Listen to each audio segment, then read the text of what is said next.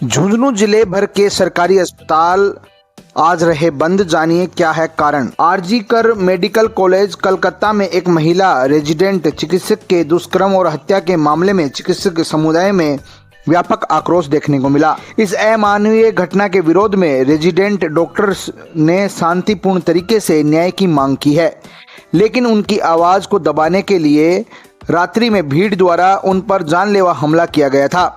इस घटनाक्रम के विरोध में अखिल राजस्थान सेवारत चिकित्सक संघ समस्त चिकित्सक संगठनों ने 17 अगस्त को पेन डाउन हड़ताल यानी कि ओपीडी सेवाओं का बहिष्कार किया था।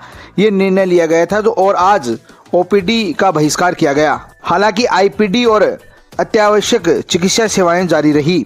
इस दौरान चिकित्सक काली पट्टी बांधकर अपना विरोध प्रदर्शित किया। जिला कलेक्ट्रेट के आगे डॉक्टर इकट्ठा हुए और अपनी मांग को पुरजोर तरीके से रखा। चिकित्सकों ने कहा है कि इस मामले में न्याय होना चाहिए और चिकित्सकों की सुरक्षा सुनिश्चित की जानी चाहिए। आजादी से लेकर के आज तक हम देख रहे हैं कि इस प्रकार के घिनौने करते बहुत हुए हैं, लेकिन कानून के अभाव में उन दरिंदों को किसी प्रकार की सजा नहीं मिली। हम सरकार से, हमारे प्रतिनिधियों से, हमारे जनप्रतिनिधियों से ये निवेदन करते हैं, उनको आगाह करते हैं कि हमारी बहन बेटियां रात को जब ड्यूटी पे जाती हैं या दिन में अपने काम के लिए जाती हैं तो उनको सुरक्षा देने के लिए ऐसा कानून बनाया जाए कि उस कानून के सहारे से किसी भी दरिंदे की हिम्मत नहीं हो कि हमारी बेटियों की तरफ आंख उठा करके देखे। युवा लोगों ने शहर के अंदर इस मसले को लेकर एक कैंडल मार्च निकाला था और हम डॉक्टर कमल जी मीणा से हमने चर्चा की थी आने वाले दिनों के अंदर सभी डॉक्टर्स को और सभी लोगों को एक साथ मिलकर एक बड़ा आंदोलन करना चाहिए और एक मैसेज देना चाहिए कि ये झुंझुनू जिला केवल शहीदों का जिला नहीं है, बल्कि यहाँ डॉक्टर भी प्रदेश के अंदर सबसे ज्यादा हैं और ऐसे डॉक्टर हैं जो हर मुद्दे के ऊपर बेफिक्र होकर मजबूती के साथ लड़ाई लड़ते हैं। अभी मेरे से पहले डॉक्टर साहब बता रहे थे कि उस संस्था का आरजी कर मेडिकल कॉलेज जो कलकत्ता की एक बहुत बड़ी सरकारी संस्थान है, हम आजादी का 78वां स्वतंत्रता दिवस मनाने के लिए जा रहे हैं, लेकिन हम प्राइवेट सेक्टर से क्या उम्मीद करें जब हमारी बहन बेटियां सरकारी संस्थानों के अंदर जिस जगह वो काम करती हैं, जो उनका घर है, उस जगह के अंदर सेफ नहीं है, तो हम बाहर क्या उम्मीद करें। मैं मानता हूं कि ये अभी जो प्रोटेस्ट चल रहा है इसके अंदर तमाम लोग आ रहे हैं, तमाम लोगों का परिचय विभिन्न संगठनों के माध्यम से जो भी लोग आ रहे हैं वो कह रहे हैं कि चिकित्सकों का आंदोलन है। मैं कहता हूं कि चिकित्सकों का आंदोलन नहीं है। अगर चिकित्सक का आंदोलन होता तो आरजी कर मेडिकल का प्रिंसिपल ये बात नहीं बोलता कि यहाँ इसको पढ़ना नहीं चाहिए था या इसको अकेला रहने नहीं चाहिए था। आरजी कर मेडिकल कॉलेज के प्रोफेसर ने, जो प्राचार्य, उन्होंने अपना वक्तव्य दिया है कि ये जो यहाँ इस कैंपस के अंदर बैठ के इस रूम के अंदर पढ़ाई कर रही थी, ये पढ़ाई इसको यहाँ करनी नहीं चाहिए थी। यहाँ कैमरे नहीं लगे हुए थे, यहाँ सिक्योरिटी नहीं थी। अरे हम पूछना चाहते हैं आपसे कि ये जिस जगह पे रहती है, जिस जगह पे नौकरी करती है, वो तो इसका घर है, क्या हमें घर के अंदर भी कैमरे लगाने पड़ेंगे? क्या हमें घर के अंदर भी सुरक्षा गार्ड लगाना पड़ेगा? और मैं कहता हूँ कि ये सिर्फ एक डॉक्टर का मसला नहीं है। हो सकता है वो डॉक्टर किसी की बहन हो सकता है वो डॉक्टर किसी की बेटी हो सकता है वो डॉक्टर किसी की पत्नी हो सकता है वो डॉक्टर किसी की माँ हो। ये मानवता की लड़ाई है और इस आंदोलन के अंदर आए हुए तमाम लोग वो किसी भी संगठन या किसी भी बिरादरी के नहीं है। वो एक मानव और मानव की लड़ाई को मजबूती से लड़ेगा। उस दिन ये जो आज जो घिनौने अपराध हो रहे हैं ये होने बंद हो जाएंगे। तो वहाँ पे सर्विस करता था, वहाँ पे अटैच रहता था, तो वो काम करता है तो कोई वो पढ़ लिख के सरकारी नौकरी तो लगा नहीं, वो वहाँ पे कोई जैक जुगाड़ से वहाँ पे काम कर रहा है। तो देखो ये जो मामला है हमारा, ये देश के अंदर कभी ये राय नहीं कि अगर कोई लड़कियों पे अत्याचार होता है तो मोमबत्ती कैंडल लेके मसाल निकल के हम यहाँ पे सड़कों पे उतरे। हमारा सदा तलवार चलाने का सिद्धांत रहा है और हमें सभी को एक आवेदन करना चाहिए। कलेक्टर साहब इधर ही बैठे हैं, उनको लिख देना चाहिए कि हमें घर में बच्चियों के लिए लाइसेंस चाहिए, क्योंकि आपका कानून तो हमारी बच्चियों को नहीं बचा पाएगा। इसलिए हमारे घर में एक बंदूकें दे दो, हमारी बच्चियां खुद ही अपनी सेवा कर लेंगी, अपना खुद ही। और भविष्य में कार्यस्थल पर इस तरह की घटना की पुनरावृत्ति नहीं हो, इसके लिए कठोर केंद्रीय कानून बनाने की मांग को लेकर आज झुंझुनू में सभी चिकित्सक समुदाय और सर्व समाज का धरना कलेक्ट्रेट के सामने आयोजित किया गया है। आज सभी समाज से हमारी अपेक्षा है, अपील है कि जिस तरह से निर्भया कांड के बाद हिंदुस्तान में हर अभिभावक, हर पिता को लगने लगा था कि मेरी बेटी की सुरक्षा की जानी चाहिए। हमारी पीड़ा है कि घटना के 9 दिन बीत जाने के बाद भी हिंदुस्तान के किसी सामाजिक संगठन से, सक्रिय कार्यकर्ताओं से, जो महिलाओं के सम्मान के अधिकार की रक्षा करने वाले संगठनों से, प्रबुद्ध जनों से इस महिला के दोषियों की गिरफ्तारी के लिए कोई आवाज नहीं उठाई गई। हम समाज से अपील करते हैं कि वो चिकित्सक बाद में थी, उत्तराखंड की महिला नर्स कर्मी की भी इसी तरह से गैंगरेप के बाद हत्या कर दी। वो नर्सिंग कर्मी बाद में थी, पहले बहन थी, बेटी थी, किसी की बुआ थी, किसी की भतीजी थी। आप अपने आप को उसकी जगह खड़ा करके देखें कि आज जाने वाली चली गई, लेकिन हमारी बेटी और बहनें कैसे सुरक्षित रहेंगी। उसी को लेकर हम यहाँ धरना प्रदर्शन कर रहे हैं। डॉक्टर मेमना को सच्ची श्रद्धांजलि तभी होगी जब हम इस तरह का कठोर कानून सरकार से न केवल राज्य स्तर पर बल्कि राष्ट्रीय स्तर पर बनवा सकें, जहां कार्यस्थल पर बेटियां अपने आप को सुरक्षित महसूस करें, तभी उसको सच्ची श्रद्धांजलि होगी। और हम सर्व समाज से अपील करते हैं, हर अभिभावक से अपील करते हैं कि वो ये इस जगह अपने आप की बेटी को रख के देखे, अगर मेरी बेटी होती या मेरी बहन होती तो क्या मैं इस तरह से चुप रह सकता था। तो इस तरह आज शाम को जो हम कैंडल मार्च यहाँ झुंझुनू कलेक्ट्रेट से निकालने जा रहे हैं, हमारी अपील है कि सभी समाज, महिला संगठन, सामाजिक कार्यकर्ता इस लड़ाई में अपनी आहुति दें और इस आंदोलन को सफल बनाएं।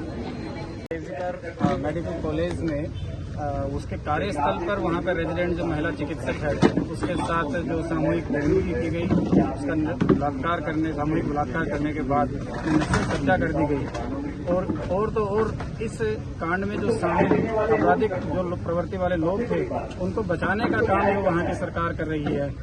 इस सारे मामले में वहाँ पे जो शांतिपूर्ण चिकित्सक जो आंदोलन कर रहे थे उनके ऊपर 5-6 हज़ार लोगों की भीड़ आकर अचानक से हमला कर देती है। तो इस प्रकार का वहाँ पर जो चिकित्सकों के लिए असुरक्षा का माहौल है, जो महिला है उनके लिए असुरक्षा का माहौल है। तो इसलिए देश में जो कार्यस्थल पर महिलाओं के लिए सुरक्षा का वातावरण बना हुआ है, इस वातावरण के खिलाफ सरकारों को बढ़ाने के लिए हम यहाँ पर इंडियन मेडिकल एसोसिएशन और बाकी चिकित्सा संस्थान हैं, उन सभी के आह्वान पर जो 1 दिन का मेडिकल बंद किया गया है, उस मेडिकल बंद को यहाँ पर हम लागू कर रहे हैं। और उसके साथ ही जो ये घटना हुई है उसके विरोध में धरना जो है वो लगातार यहाँ सुबह 10 बजे से शाम को 5 बजे तक दिया जा रहा है। इसके दौरान हमारी सरकार से यही मांग है उसको पूर्ण रूप से त्वरित रूप से न्याय दिया जाए, उसके जो हत्यारों को पहुंचाया जाए और साथ में जितने भी महिला कर्मी हैं उनके जो कार्यस्थल पर सुरक्षा की माकूल व्यवस्था की जाए, उनके सुरक्षा के लिए मजबूत कानून बनाया जाए, प्रभावी कानून बनाया जाए, ताकि आज एक बेटी, एक महिला जो पढ़ लिखकर अपना जो है काम करना चाहती है, अपने कार्यस्थल पर अपनी सेवा देना चाहती है, वो बिना डर के अपना जो ड्यूटी है उसको पूर्ण रूप से अंजाम दें। कुछ नहीं कर पाएंगे, हमारे समाज की भी जिम्मेदारी होगी कि हम एक ऐसा वातावरण बनाएं कि महिलाएं अपने आप को बाहर सुरक्षित महसूस कर सके। हर चीज के लिए महिलाओं को दोषी नहीं ठहराया जा सकता, समाज उसके लिए बराबर का दोष रखता है। हमें अगर इस तरह की घटनाओं को रोकना है तो आज हमें सबको आगे आना पड़ेगा, समाज में इस तरह का माहौल बनाना पड़ेगा कि सरकारें मजबूर हों कि एक कठोर कानून बने और गुनहगारों को त्वरित दंड मिले। धन्यवाद। हमेशा इमोशनली अटैच हो जाती है इस तरह की घटना से, दिन रात उसके बारे में सोचना, उसको सोचते हुए काम करना, तो आई थिंक कि बहुत ही ज्यादा अफेक्ट हो जाते हैं हमारी रूटीन एक्टिविटी भी अफेक्ट हो जाती है। जब 12 साल पहले निर्भया कांड हुआ था तब भी देश में अनेक आंदोलन हुए थे, लेकिन पिछले 12 साल में भी हमारे देश में कोई भी सरकार, किसी भी, चाहे वो राज्य की हो चाहे स्टेट की हो, हम इसको पॉलिटिकली ना बनाते हुए ये देखें कि क्या किसी भी स्टेट ने या सेंट्रल गवर्नमेंट ने कोई इस तरह की कुछ उन्होंने कानून बनाए या उन्होंने चाहे महिला वर्किंग है चाहे नॉन वर्किंग है। कामकाजी महिला तो अपने आप ही एक घरेलू महिला की तुलना में इस तरह की घटनाओं का शिकार होने की उसके चांसेस हमेशा ही बढ़ जाते हैं। सोशल प्लेस पे जाती हैं। फीमेल ऐसा नहीं, ये लेडी डॉक्टर थी, पुलिस में है, नर्स हैं, किसी भी डिपार्टमेंट में है, नाइट ड्यूटी भी करती हैं, अकेले आती जाती हैं, सफर करती हैं, रास्ते में किसी से कोई साधन नहीं है, किसी से लिफ्ट भी लेती हैं, अपने घरों में अकेली आती हैं। तो एक हमारी जो सामाजिक संरचना है उसके भरोसे ही आती जाती हैं और उस सामाजिक संरचना के भरोसे ही काम कर पाती हैं कि हाँ भाई अपने को खुद को लड़ना तो पड़ेगा, लड़ना पड़ेगा। अब बात आई कि हम क्या करें।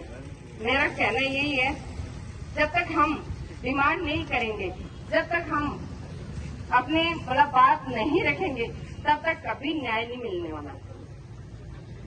एक माँ जब बच्चा खेलता रहता है, सुबह से लेकर दोपहर तक खेलता रहता है, माँ को भी लगता है कि बच्चे को भूख नहीं है, खेल रहा है, आराम से खेल रहा है। जब तक वो नहीं रोएगा, माँ उसको दूध नहीं देगी।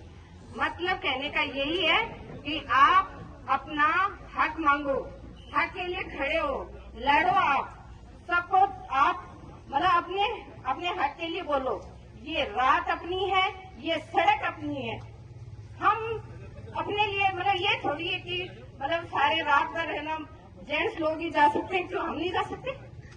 हम नहीं जा सकते क्या? इन सड़कों पे हम नहीं जा सकते? गुनाह करते हैं, नहीं करते ना अपन, किसी को छेड़ते भी नहीं है, किसी को कुछ कहते भी नहीं है, फिर क्यों हमारे साथ मतलब इस तरह की दरगंदगी क्यों की जाती है? मेरा कहना आपसे सभी मतलब परिवार के भाइयों, जो भी आपके जो हमारे पिता हैं, हमारे जो भी व्यक्ति, जो भी हम जो जेंट्स बोल सकते हैं, इनको पुरुष बोल सकते हैं, देखो घर से ही हमें इसकी शुरुआत करनी पड़ेगी। हमारा संगठन है और संपूर्ण शिक्षक समाज इसके साथ आप लोगों के। वास्तव में सरकारी कर्मचारियों के साथ या जो भी ड्यूटी करते हैं हॉस्पिटलों के साथ आए दिन जो घटनाएं होती हैं और बहुत सारी बेतुकी घटनाएं भी होती हैं, वो नाजायज हैं। कुछ लोगों ने अपना प्रोफेशन बना रखा है ऐसा कि उनको ऐसी घटनाएं करनी है तो उनको सख्त से सख्त सजा मिलनी चाहिए। इसके लिए हम सब एक साथ मिलकर लड़ाई लड़ें। आपकी इस मुहिम में हम पूरे तन मन धन से साथ हैं और आगे भी इस लड़ाई को आप जारी रखेंगे तो हम आपके सहयोग में जरूर शामिल होंगे। आज हमारे कुछ छोटियां 1 बजे तक होंगे, उसके बाद में शाम के जो कार्यक्रम आपका है उसमें शामिल होंगे बाकी टीचर। तो पुनः मैं मेरी ओर से और संपूर्ण हमारे शिक्षक समाज की ओर से आपके सहयोग के लिए तत्पर हैं। सहयोग के लिए हमेशा तैयार मिलेंगे।